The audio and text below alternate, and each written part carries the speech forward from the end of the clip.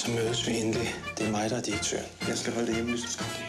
Et firma har brug for en direktør for at være et firma. Jeg havde det bare ikke en skuespiller. Og det er lige præcis, hvad du har brug for. Hej Anton. Direktøren for det hele.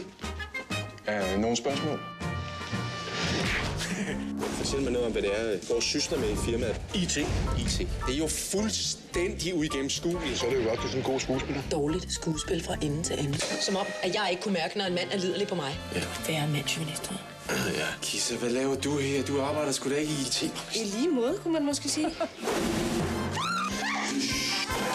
Personalturen til Kulden, den blev gennemført alligevel. Hvad siger man så?